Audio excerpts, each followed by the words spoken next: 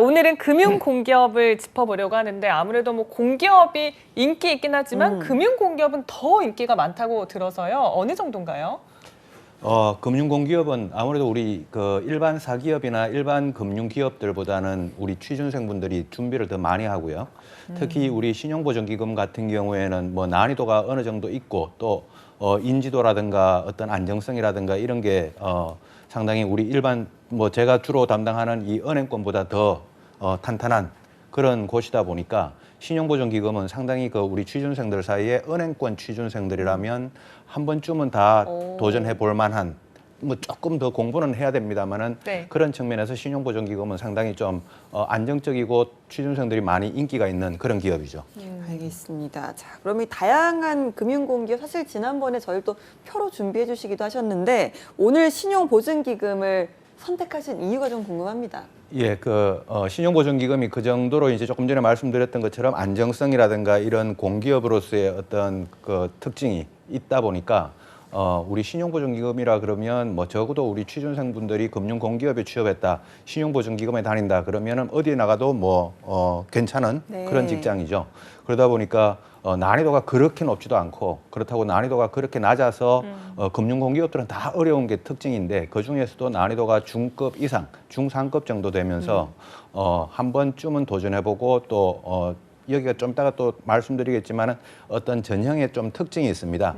전형의 특징이 있어가지고 우리 취준생분들이 어느 정도 금융공기업을 준비한다 그러면 신용보증기금이 딱 중상급 정도의 레벨 그런 정도 수준인 것 같고 그래서 우리 취준생들이 또 궁금해하는 여기도 한번 관심을 가져볼까 이런 생각을 하는 곳이 이 신용보증기금이다 보니까 이곳을 제가 또 준비를 해봐야 되지 않을까 했죠. 네, 좋습니다. 본격적으로 얘기를 나눠볼 텐데 오늘 어떤 얘기를 짚어볼지 포인트 정리해 주시죠.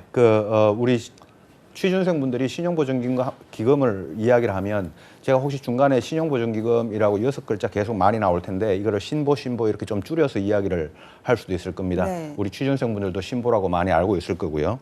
이 신보라고 하면 우리 취준생분들이 좀 대부분 압니다. 그 홈페이지나 이런 데 들어가면 신보가 어떤 곳인지. 근데 그 중에서도 신보 여러분들이 잘 모르는 신보의 어떤 그 업무적인 특성, 이 부분을 좀 이야기를 해줘야 될 것 같고, 그 다음에 지금까지 채용 현황이 어떤지, 그리고 2021년도 채용 전망은 어떤지, 채용 계획은 있는지, 이 부분에 대해서 이야기를 좀 해줘야 될 것 같고, 그러면 어떻게 준비를 해야 될지, 이 부분까지 제가 좀 간략하게 설명을 좀 드릴 수 있었으면 좋겠습니다.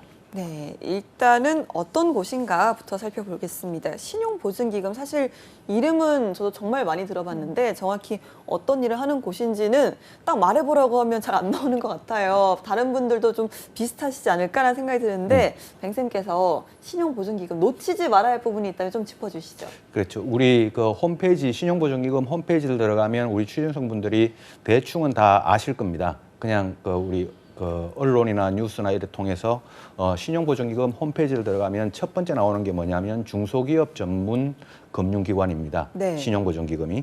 그래서 중소기업에 대해서 신용을 보증해준다라고 하는 이런 특징을 우리가 그냥 이름만 들어도 그 정도는 알 수 있을 텐데 크게 신용보증기금에 대해서 우리 취준생분들이 잘 모르고 있는 부분이 두 부분이 있습니다. 첫 번째가 이 기금이라고 하는 이 어떤 특징인데요. 우리나라 공기업들 중에 금융공기업들 중에 이 끝에 기금이라고 붙는 이 곳들이 몇 군데가 있습니다. 예를 들어서 신용보증기금의 끝에 기금이라고 붙지 않습니까? 그 다음에 기술보증기금, 신용보증기금하고 바로 근사한 업무를 하고 있는 기술보증기금도 끝에 기금이 붙고 그 다음에 농업신용보증기금이라고도 또 있습니다. 이렇게 이제 끝에 기금이라고 하는 이 두 글자가 붙는 곳들이 결국 기금이라고 하는 건 뭐냐? 어디에서 재원을 마련해가지고 이제 기업을 운영을 해야 될 텐데 그 재원을 마련하는 그 재원이 기금을 통해서 출연을 받는다는 거거든요. 네. 그래서 이 정부 공공기관이라든가 저도 이제 은행에서 근무를 했지만 은행도 신용보증기금에 대해서 출연을 합니다. 각 은행들이 출연을 하는 이런 돈을 가지고 이거를 재원으로 해서 신용보증기금이 그 기금을 운영하고 공기업으로서 중소기업들에 대해서 보증도 서주고 하는 이런 좋은 일을 하는 곳이니까 이 기금이라고 하는 이 특징, 이 부분이 이제 우리 취준생들이 잘 모르는 첫 번째 부분이고요. 그다음 두 번째가 신용보증기금 뭐 면접이나 이런 거 할 때 신용보증기금의 면접 컨설팅을 받으러 이제 오면 제가 물어봅니다. 신용보증기금이 뭐 하는 곳인지 아냐라고 이렇게 물어보면 잘 대답을 못 합니다. 아까 우리 그 조선현 MC님 네. 말씀하신 것처럼. 근데 이 신용보증기금이 어떤 곳인가 하면 중소기업 전문 금융기관인데 중소기업에서 만약에 제가 중소기업을 운영하고 있다고 해보죠. 근데 제가 자금이 필요합니다. 대출이 한 10억이 필요합니다. 뭐 공장을 증설한다라고 했을 때 제가 제일 먼저 찾을 수 있는 금융기관은 아무래도 은행일 거란 말이죠. 은행에 가보면 이게 은행에서 대출을 해줄 수 있는 곳도 있고 대출을 해주기가 어려운 곳도 있습니다. 그 담보라든가 뭐 여러 가지 그 공장을 운영하고 있는 상황에 따라서요.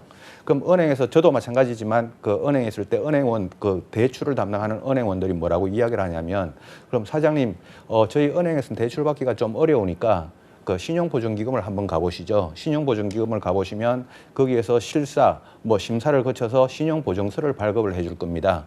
그럼 그 신용보증서를 받아서 우리 은행으로 오시면 그거를 가지고 대출을 해드릴게요. 네. 라고 하는 이런 절차를 은행원들이 안내를 해줍니다. 그러면 이제 그 중소기업 사장님이 신용보증기금을 방문해서 저는 여차에서 은행에서 대출을 받고자 하는데 신용보증기금이 직접 대출을 해주는 곳이 아니라 보증을 서주는 곳이니까요. 네. 신용보증기금에서 그러면 우리가 중소기업에 한번 가서 공장을 어떻게 돌아가는지 나중에 어느 정도 상환 능력이 있는지 영업 능력은 어느 정도인지 한번 체크를 해보고 심사를 해보겠습니다 하고 신용보증기금에 직원이 가서 실사를 합니다. 실사를 하고 그 결과 이 정도면 이 정도 금액은 우리가 보증을 서줄 수도 있겠네요. 보증서를 발급해 줄 수 있겠네요 하고 보증서를 뭐 10억이든 8억이든 이렇게 이제 보증서를 8억 원어치 보증서를 8억 원짜리 보증서를 발급해 주면 이 중소기업 사장님은 그 보증서를 들고 이제 은행에 가서 제가 보증서를 발급받아 왔으니 이 보증서를 담보로 은행에서 대출을 해 주십시오라고 하면 이제 은행에서 대출을 해주는 이런 곳이 이런 업무를 한단 말이죠. 그래서 요 업무적인 좀 구체적인 프로세스, 중소기업이 은행에서 돈을 빌리기 어려운 그 중소기업들이 신용보증기금에 가서 신용보증서를 발급받고 그 보증서를 담보로 은행에서 대출을 한다라고 하는 요 업무 프로세스, 은행과 신용보증기금과의 요 업무 프로세스와의 요 관계를 우리 취준생분들이 정확히 잘 모르시는 것 같더라고요. 네. 요거를 우리 취준생분들이 꼭 알고 지원을 좀 해봤으면 좋겠습니다. 네, 이름 그대로 뭐 보증과 기금의 의미를 좀 잘 설명을 해주신 것 같습니다. 저희 지난 금융공기업 시간에서 그 난이도별로 기업을 분석해 주셨는데 신용보증기금은 취업 난이도가 어느 정도일까요? 예, 신용보증기금 우리 금융공기업의 가장 그 넘사벽 그러니까 제일 높은 곳. 그러니까 난이도가 제일 높은 곳은 아무래도 한국은행이나 금융감독원을 이야기를 합니다. 그 한국은행 금융감독원을 이야기하는데 여기는 너무 이제 또 난이도가 우리 취준생들 일반적인 취준생들 입장에서는 좀 높기도 하고 또 필기시험도 어렵고 인원도 많이 뽑지 않고 그러다 보니까 너무 높고 그 이제 금융공기업은 다 높습니다만 지금 화면에 나오죠. 저 표가 지난 1월 달인가요? 지난 12월 달인가요? 제가 나와서 그 한번 보여드렸던 네. 저 표인데 금융공기업들 중에서도 그 중에서 다 높지만 굳이 상중하 이렇게 나누자면 가장 높은 곳에서는 이제 한국은행부터 해가지고 뭐 몇 군데 이렇게 쭉 나오고요.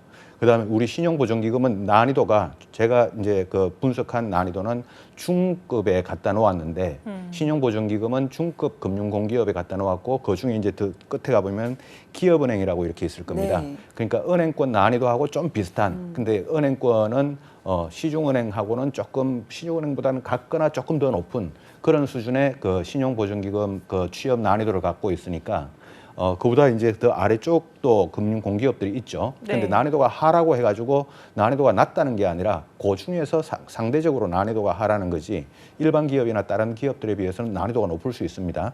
근데 금융공기업들 중에서는 이제 그런 정도의 난이도를 갖고 있고 신용보증기금은 그 중에서는 한 중급 또는 중상급 요 정도 난이도를 갖고 있다. 이렇게 이제 우리가 알고 있으면 좋겠죠. 알겠습니다. 은행권과 좀 비슷하거나 조금 높은 정도. 그러니까 뭐 아주 좀 진입장벽이 높진 않은 것 같아요. 그렇습니다. 네, 다른 금융공기업 비교해서. 자, 이제 채용을 좀 알아볼 텐데요. 최근에 이 신용보증기금의 채용 규모라든지 현황은 어느 정도였을까요? 네. 제가 그 신용보증기금 홈페이지 들어가서 여러분들이 조금만 그 서칭을 해보시면 그 조금 이제 들어가는 그 루트가 있는데 그 루트를 통해서 들어가 보시면 여러분들이 최근의 채용 규모 이거를 뭐 여러분들이 알아보실 수도 있고 그다음 뭐 꼭 뭐 홈페이지가 아니더라도 채용 규모를 알 수는 있을 텐데 여러분들이 제가 신용보증기금 홈페이지를 들어가서 제가 가지고 온 자료를 지금 여러분들 화면에 보고 계실 겁니다. 이 우리 채용 규모가 최근 3개년도를 제가 이제 계산을 해보니까요. 네. 신규 채용 총원 그러니까 이 채용 총원이 평균적으로 약 138명 정도가 나오는데 2018년도에 110명, 2019년도에 165명, 2020년도에 140명 이렇게 이제 채용을 했고 그중에서 우리 취준생분들이 좀 관심 있는 대졸 신입 같은 경우에 2018년도에 97명, 그다음 2019년도 149명, 2020년도에 123명 요 정도 수준으로 채용을 했고 그 밑으로는 이제 그중에서 여성분들은 몇 명이냐, 지역 인재는 또 몇 명이냐. 뭐 이런 곳들이 이런 정보들이 또 나와 있죠. 그 중에서 이제 우리 취준생분들이 관심을 가지고 있는 거는 대졸 신입이니까 대졸 신입은 매년 평균 한 120명 내외다 이렇게 생각을 하고 올해도 그럴 정도 그 정도가 되지 않을까 최소한 그렇게 생각을 하고 이 표를 보시면 좋을 것 같습니다. 네. 올해 채용 계획도 어떻게 될지 궁금한데 한 120명 내외일 것이다라고 하셨어요. 조금 더 확대되면 좋을 텐데 어떻게 그렇죠. 보시나요? 확대 제가 나오면 나와서 항상 해드리는 말이 채용을 확대하고 싶은 게 우리 기업의 인사 담당자들의 마음입니다. 본심은 확대하고 싶지만 기업도 영속을 해야 되고 기업이 계속 이제 기업으로서 계속 그 존재를 하려면 정원이라고 하는 우리가 소위 TO라고 하는 게 있죠. 그래서 평균 우리가 근속 기간을 25년에서 30년 정도 이렇게 생각을 하면 전체 총원, 전체 직원 수 나누기 한 25년, 30년 하면 한 해 평균적으로 근무해야 되는 그 동기들의 숫자가 나온단 말이죠. 네. 이 숫자 이상으로 채용하기가 사실상 쉽지가 않습니다. 그런 의미에서 이제 120명이면 120명 정도를 채용한다 그러면 신용보증기금에서는 전체 정규직 직원이 한 2,500명쯤 되는데 그중에 한 3%, 4% 정도를 매년 채용하는 것과 마찬가지죠.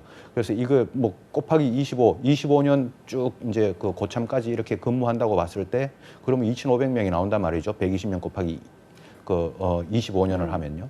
그런 식으로 120명 뽑는 게 이게 작은 숫자는 절대로 아닌데 올해 같은 경우도 지금 170명 지금 체험형 청년 인턴을 지금 뽑고 있습니다. 네. 2월 10일까지 서류 전형이 마감이 됐고 지금 이제 서류 전형 끝나고 서류 심사하고 이제 곧 면접이 진행할 텐데 체험형 청년 인턴은 채용형이 아니고 체험형이기 때문에 나중에 채용으로 이제 이어지진 않는다고 하더라도 이 숫자는 이제 채용 인원에 들어가진 않습니다. 체험형 청년 인턴은.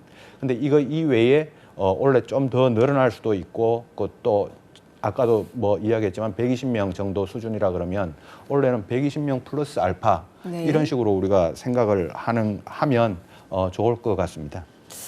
플러스 알파 숫자가 좀 컸으면 하는 마음입니다. 작년에는 이제 하반기 채용만 있었다고 하는데 올해도 그러면 상반기 채용은 기대할 수 없는 걸까요?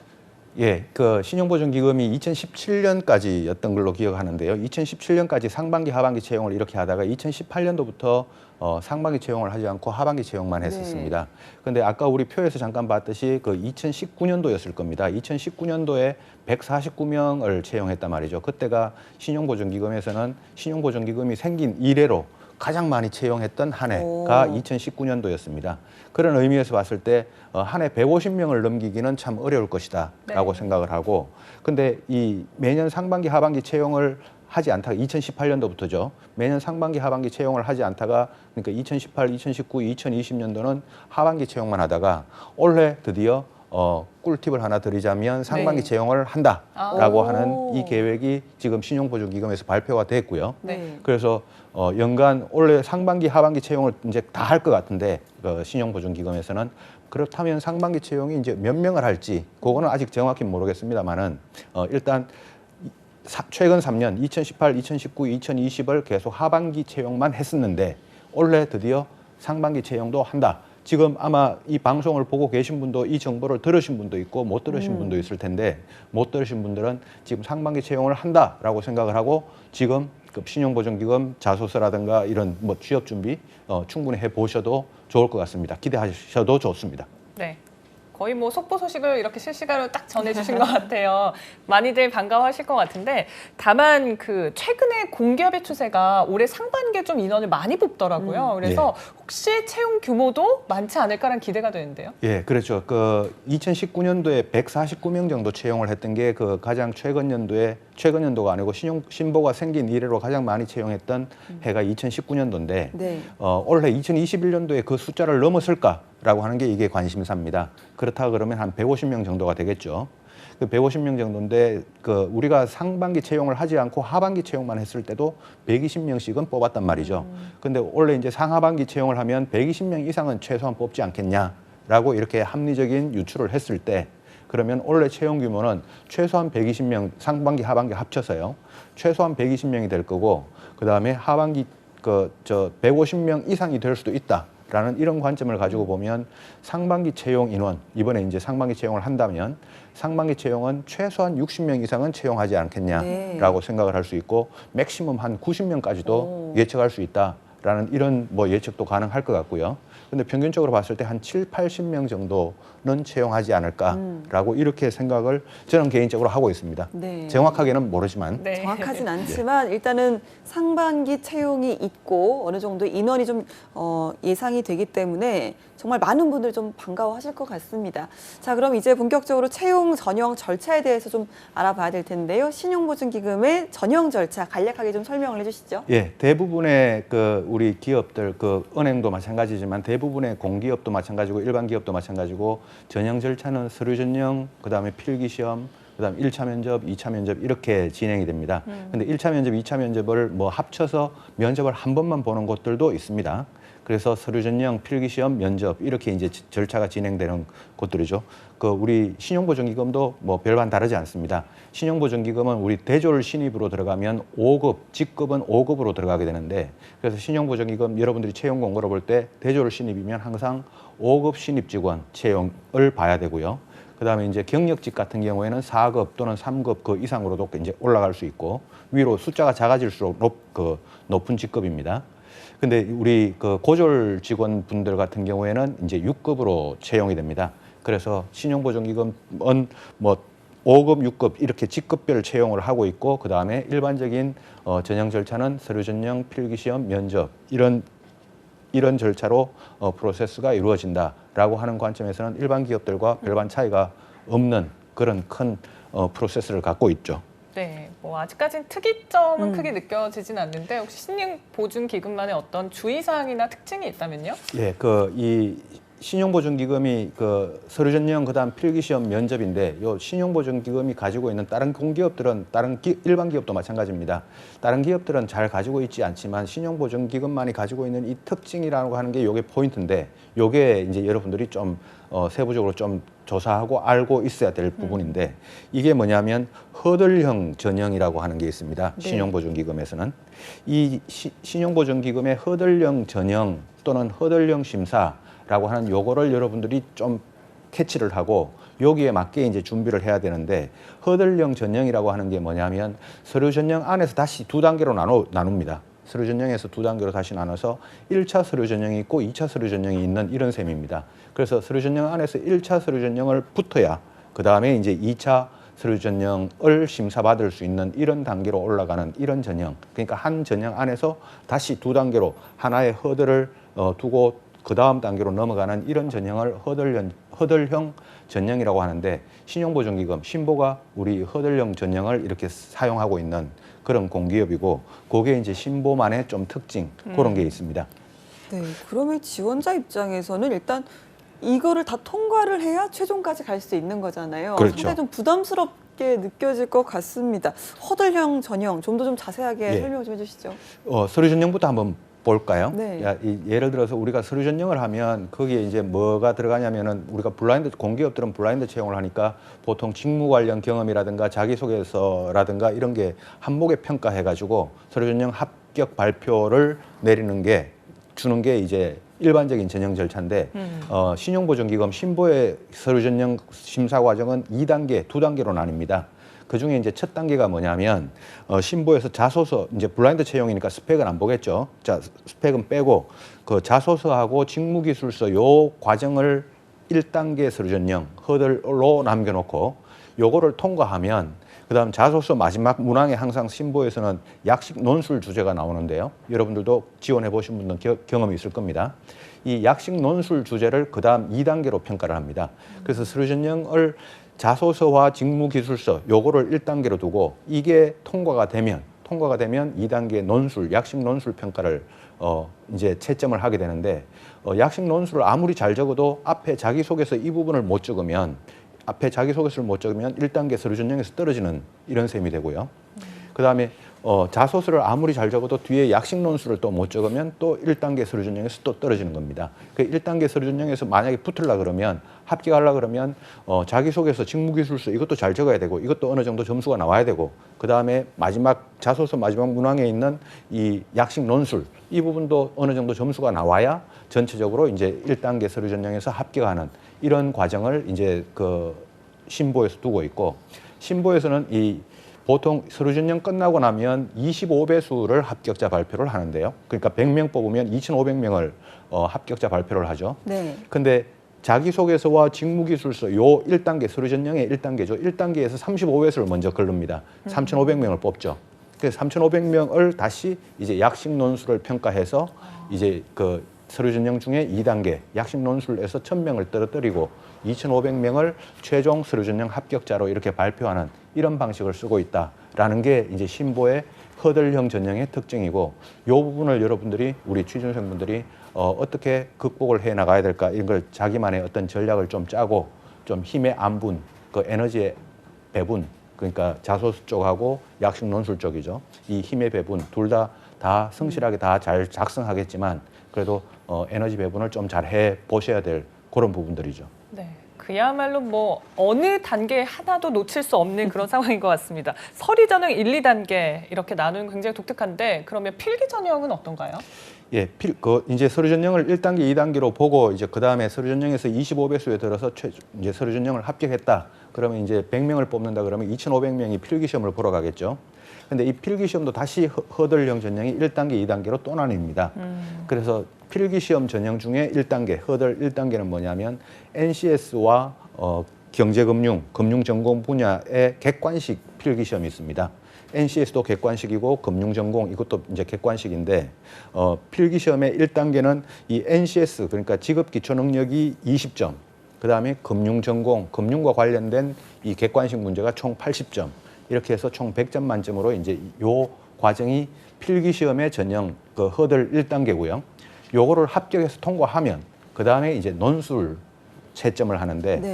우리 취준생들 입장에서는 이 금융 전공 객관식 문제도 그렇고 논술 필기 시험도 그렇고 동시에 같은 날 칩니다. 같은 날 이제 치고 난 다음에 내가 채점이 되는 게 필기 금융 전공 객관식 문제가 만약에 거기서 떨어져 버리면 네. 나는 분명히 논술을 적고 왔는데 논술이 채점조차 되지 않는 이런 상황이 이제 발생한다는 거죠. 네. 그래서 필기 시험에도 전형을 이 허들형으로 두고 있다. 그래서 여기도 아까 우리 서류 전형에서 말씀드렸던 네. 것처럼 힘의 안분과 두루두루 공부해야 되는 이런 것들이 좀 이제 중요한 그런 포인트가 될 것 같습니다. 그러니까요. 그럼 이제 내가 1단계 이제 NCS랑 전공 시험 좀 못 쳐도 논술에서 좀 만회를 해야겠다. 이런 게 아예 통하지 않는 그렇죠. 거네요. 그렇죠. 네. 야, 이 부분도 좀 많이 생각을 해주셔야겠습니다.